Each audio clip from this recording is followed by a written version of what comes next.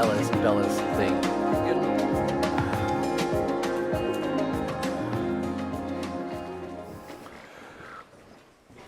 Okay, picture this. It's a Sunday morning. Church has started. The sermon's going on. The songs have been sung. Everybody's situated and nestled into their seats. And then I lock eyes with her. We're going to do something different this particular Sunday morning. We're going to have something out of the ordinary. There was no heads up, no bulletin announcement. It wasn't plastered all over social media. We're going to wash someone's feet. So I teach a little from John 13. I set the context, I set the mood, set everything up, and then I just make the offer. Who's coming up front? The water's ready, the towel's ready, the mood is right.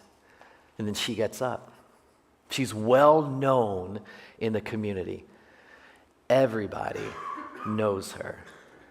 I have no idea who invited her. She stands up after a moment of silence. No one's taking the offer.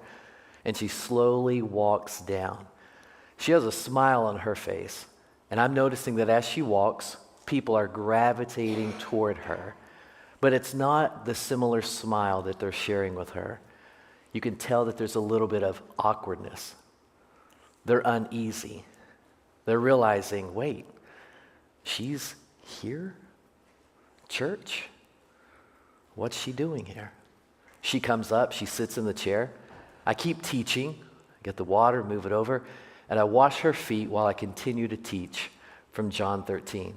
Every now and then when I look out at everyone, you can see that there's a little bit of bewilderment because she doesn't belong. So we're kicking off a new series called Picture This. And what we're going to do is we're going to take a trip with the writer Luke. And we're going to journey with him for several weeks. And we're going to piggyback on his thesis statement, the reason that he wrote his gospel. That's going to be our personal and collective mission, to join him and to understand exactly what he is writing and why he is writing it. And Luke, just right from the beginning, lets us know his purpose. Luke 1, he simply says, I decided to write to you and tell you exactly what took place.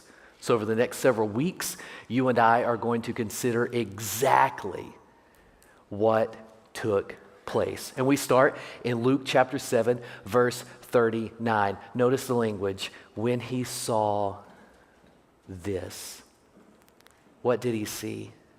There's a meal going on. Everybody's reclined at the table. I don't know how you eat at your house. Sometimes we eat and we actually watch a movie. Sometimes we're around the table. Sometimes we actually carry our food into the living room. Sometimes it's on plates that if you drop them, they would break. Sometimes it's on plates that break when you put the food on it. You know what I'm talking about? So it's scattered like that. But in the first century, when you were sharing a meal together, you were often head first at the table, and then just like chilling, reclined. Your feet would be propped up and away from the table. So the scene is, this lady walks in. She immediately locates Jesus. She finds him eating and sharing the conversation. Again, everybody knows her. Nobody invited her, but she walks in anyway. She stands behind Jesus and she starts to tear up. Her tears fall to his feet and she washes his feet and then dries them with her hair. After that, she puts some perfume on them. And then she begins to kiss them. Now, I know that's not our custom. It's not our ritual, but it's first century etiquette, if you will. And she's standing there. And Simon the Pharisee, who had invited Jesus to dinner, sees this. And as he sees this, he has a really human moment, probably a human moment like many of you have had, and that I know that I've had, where you're watching and you see someone and you start to think about them. So Simon says to himself, and notice this chain of progression. He said to himself after he saw this, Luke chapter 7, he said to himself, if he were a prophet, in other words, if Jesus is who he claimed to be, then he would know. And what would he know? He would know what kind of woman this is. You ever thought something like that? Like, she doesn't belong. And if Jesus is who he claims to be, the chosen one, the Messiah, the prophet of God, then he would know what kind of woman she is. In other words, she doesn't belong. Have you ever thought that? If I can be honest, I've had those thoughts before. So I experienced something early on in my Christian journey, and I hope you've had something like this. If you haven't, I want this to be a comparable moment for you, where I kind of pull you up in your chair and have a conversation with you across the table, because that's what happened to me. I was connected with this local church and just really getting my feet wet in Christianity or the Christian journey. And the pastor at this church just caught my attention. He was a tall guy, older gentleman, but he just had this air about him. And I don't know if it was the way he dressed, his position. Maybe I had this call in my life to become a pastor and he was doing it, so I was drawn to that. But anyway, I just loved to watch this guy maneuver. And he had this office at the top of the staircase, and sometimes we would share a meal at the top of the staircase around these tables. And when he would come out of the office, I was just drawn to his aura. So I'm watching this guy maneuver, and then we actually start to build a relationship, and he starts to build into me, and I'm falling in love with this idea of a pastoral role. So a couple of weeks go by, and he actually says, "Hey, I've got something to tell you." And I'm like, "Okay, what is that?" I'm thinking, am I in trouble? Am I still allowed to be here? What's going on? So it was like, meet me in my office. So go up to his office, I wait on him, and he comes in, closes the door, sits down, and he's across this huge desk. And we're just talking for a moment, and then he says, I want you to know something. And he does this thing where he crosses his hands, and he does this right here. So you get the picture, right? An older gentleman, tall, sitting like this right here, looking at me. And then he leans in, and he says, I want you to know that some of the stuff you hear around church, and I know this isn't good church etiquette, so I will abbreviate. He says, I know some of the stuff that you're going to hear around church is simply BS. I want you to know I've been a pastor long enough, and I've realized after reading through the life of Jesus that Jesus made the circle so much bigger to include so many other people. And you're going to hear people say otherwise. Now that may not mean anything to you, but it rocked my world in the moment. First of all, because he said what he said. And then over time, I started to consider what he said. And now 25 years deep into this, I realize how true it is. This is a neat thing we've got going on here. And the circle has been expanded to include you. Now, I'm not saying that Jesus doesn't consider the sin. When you read this story in Luke 7, Jesus actually says, I'm fully aware of her many sins. But Jesus expands the circle because there's this human tendency for you and I, for some reason, to make it smaller and exclude people when he expands it to include people. So as the story goes on, and it's really cool that Jesus is right there in the moment, and Simon the Pharisee is thinking this to himself, and then Jesus says, Simon, I have something to tell you. And then he tells them this really neat story, and you can read it in Luke 7, this really cool story, but he tells them this story for one specific reason. He wants Simon to shift and stop thinking about the woman and fully consider himself. Just let me read how this goes to you. So Jesus makes Simon look at himself, and he says, Simon, I entered your house, get this, but you gave me no water for my feet. But she wet my feet with her tears. He said, Simon, and again, this is first century cultural etiquette, not really common for us. He says, Simon, you gave me no kiss, but she has not stopped kissing my feet.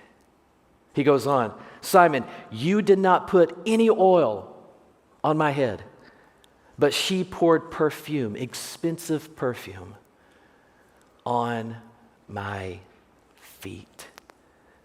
You ever been caught up in selective rule following? Selective rule following. Not too long ago, we were at Seven Brew. Any Seven Brew fans? Where's Jenna? Okay, yeah, there's Jenna. She's always late for Bible study because she's coming from Seven Brew. Just kidding, just kidding, just kidding.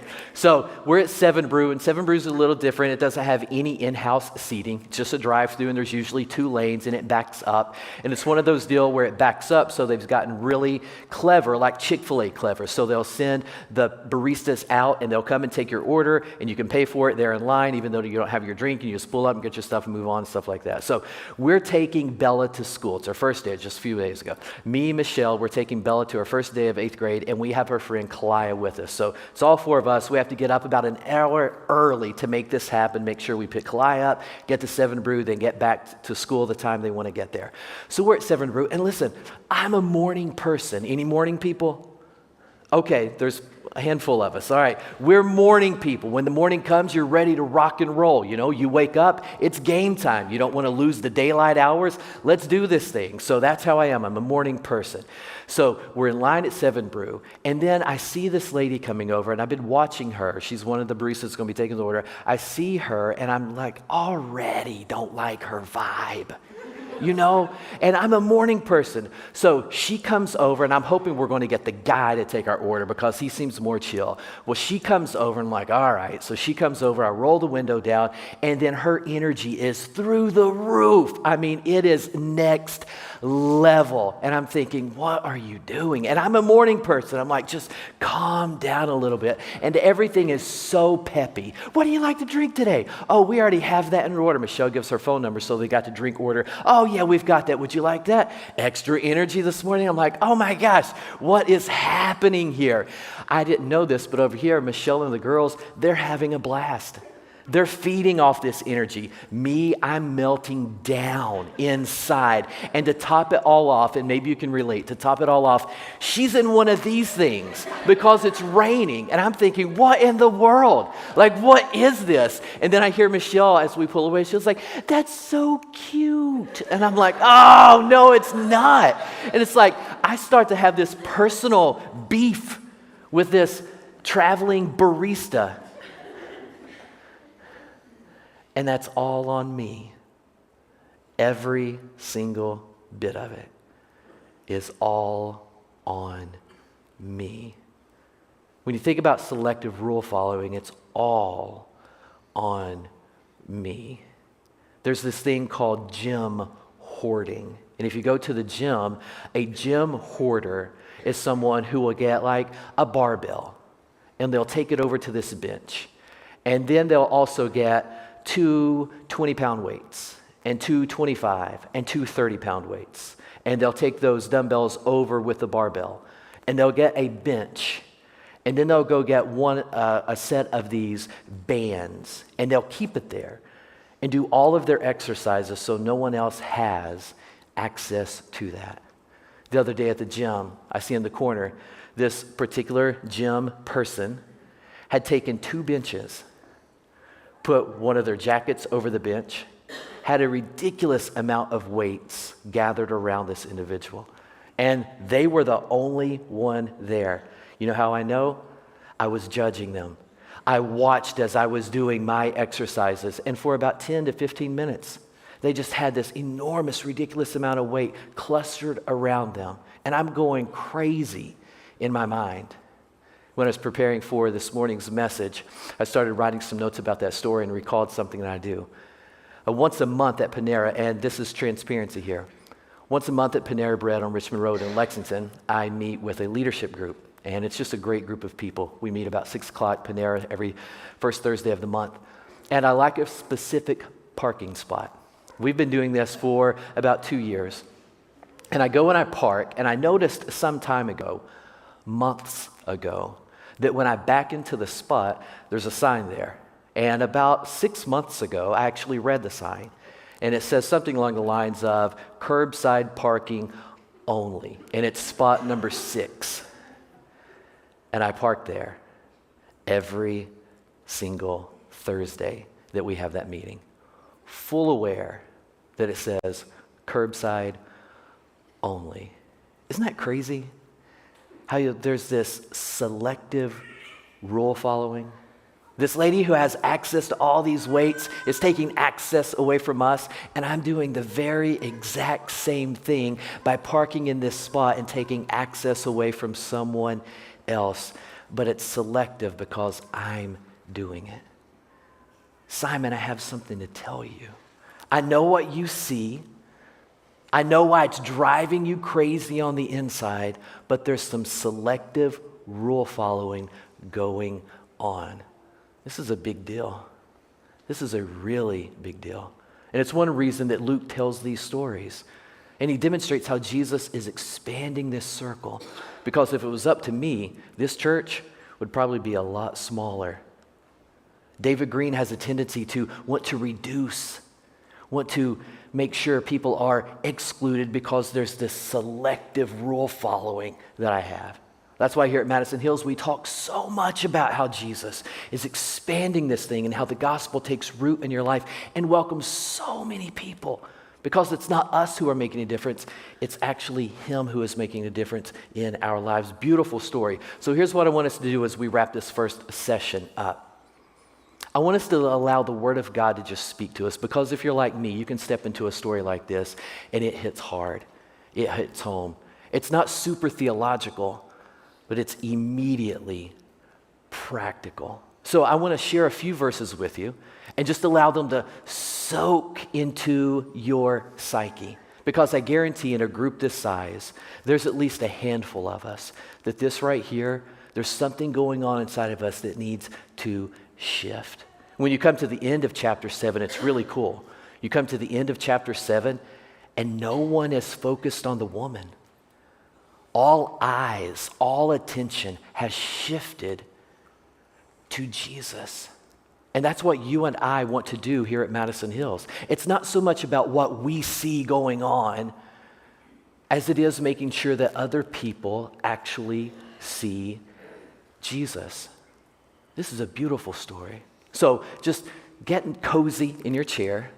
Let me read these verses to you and then allow the Holy Spirit to make them immediately practical for your life. These verses actually come from a local church. You can read about it in Romans 14 and 15, where there are people from so many different perspectives. When we're talking politically, racially, religiously, and now the only reason they are coming together is this shared space of following Jesus, and that can be complicated. So the author, the Apostle Paul, writes this letter to show them how to build unity in their community. And one more thing before I read them. As you're thinking through these verses, I want you to be aware of this. It is one thing for Jesus to look at this lady and say, your sins are forgiven.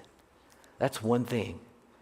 And it's a totally another thing for the community to fully embrace and welcome this lady into the community. That's a big deal. So here are the verses.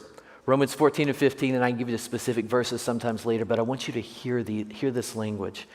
The apostle writes, you, and that includes me, why do you judge your brother or sister?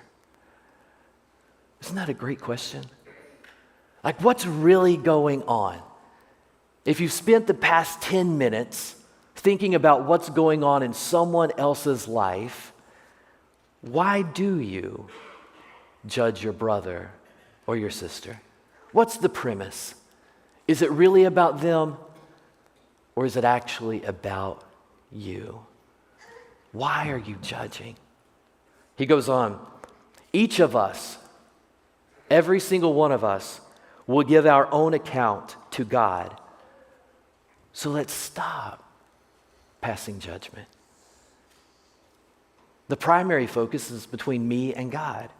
That's the account I have to give. When I stand before a holy God, it's not going to be like, hey, did you see what Joe did? Can you believe what Amanda was doing? And if your name is Joe or Amanda, I'm so sorry for that. It's going to be what David has done.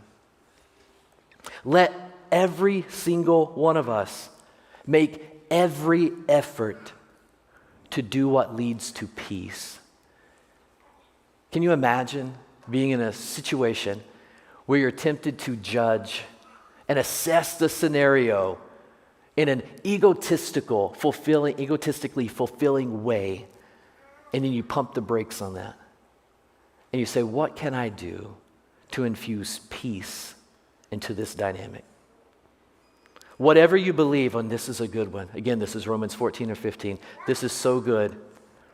Whatever you believe about these things that the apostle was writing about, whatever you believe about these things, keep between yourself and God.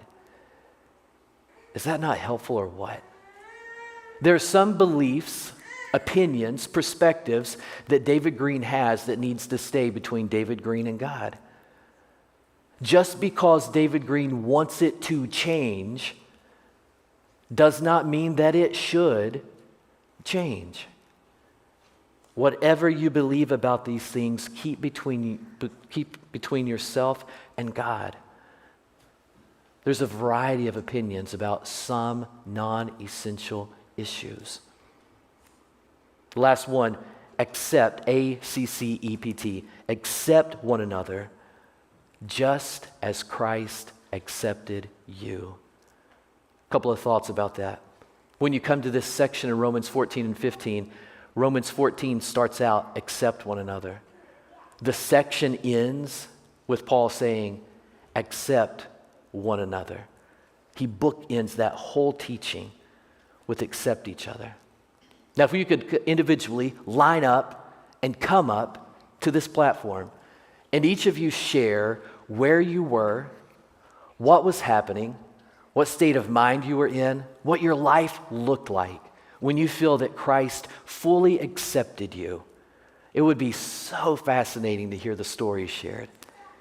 Accept one another just as Christ accepted you. Again, let me reiterate, it's one thing for Jesus to forgive this lady and to pronounce her part of any community that's developing.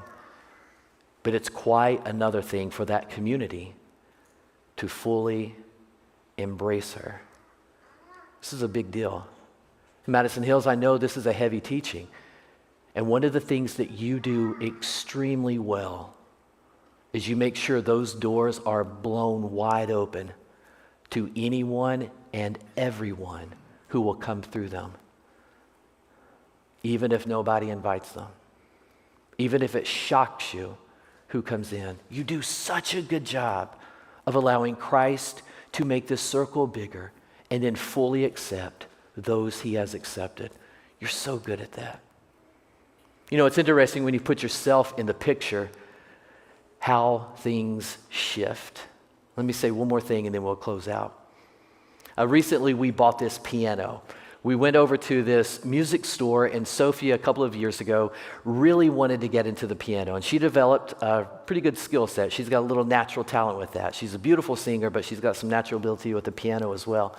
So we go to the store, and we're like, we're going to rent one just to see if it sticks, right? And the guy's like, oh, great, we've got a brand new one right out of the box, top of the line. Here it is. It's this amount of money a month. We're like, all right, load it up. Let's go. Let's see what we can do. So she brings it home. She does a really good job with it, but life takes her in a different direction, and she pumps the brakes on that. She pauses that for a little bit, and she just leaves it in her room. Well, you'll know not too long ago she moved in with her best friend, Aubrey, and they share an apartment together, and she left the keyboard behind. So I'm looking at it one day, and I'm thinking, I might dust that thing off, see what I got. And I got nothing, okay? Yeah, I just got nothing. So, but I'm like, I love the sound of this, and I really want to do this. My asthma just prevents me from going full in with the saxophone. I really love the saxophone, but I just can't do the breathing right. So I'm like, let me try this piano, or this keyboard. So plug the keyboard up one day, I start playing, I'm like, oh, I love this. But the oddest thing, I'm very hesitant about it. And I don't know why. I feel nervous around it. It's just me. A grown man, alone in a room with this keyboard, and I'm nervous about it for some reason. So I start playing. I actually texted Hunter and asked her if she had any tips or training, and she sent me a few things that were very helpful. I'm following these people on YouTube, and it's just great. And I'm actually starting to learn a few songs. And I'm like, okay, this is great. And there's this really cool shortcut that you can play Moonlight Sonata on. And I don't even know what the keys are, but I can play this so it sounds like I really know what I'm doing, right? And I'm falling in love with this thing. So I'm like, well, we need to take it back. Sophie no longer wants it. I don't want to keep paying the money we're paying for it. So we take it back over, and the guy's like, if you pay 3 more payments, it's yours. And we're like, really? And he was like, yeah, so if you want to just give us this money, you can have it. And we're like, all right, so we buy it and we keep it. And then I really get into it. And that hesitancy, that anxiety of this keyboard just keeps showing up when I'm playing it. And I'm actually making some progress. And then it hits me one day. I pull up this little bench and I go and I sit down. And as I'm sitting down, I catch myself. And then just a flood of memories. And one specific flashback. I think it was 2nd or 3rd grade. We were having a music day.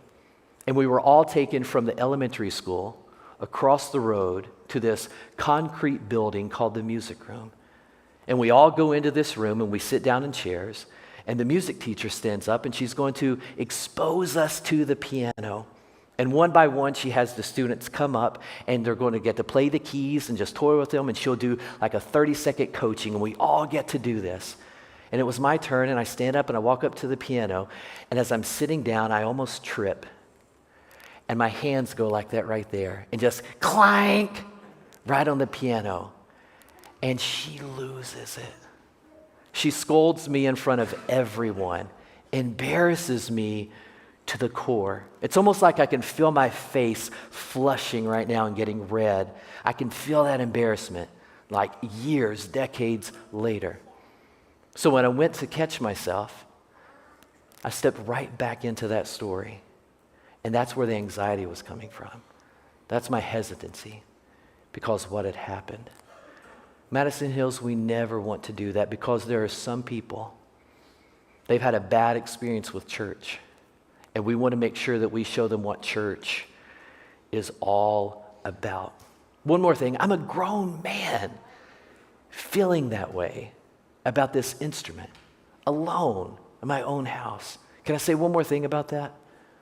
As you grow in your relationship with Jesus, and you get a better feel for what this idea of faith is, what church really represents, you start to really understand communion.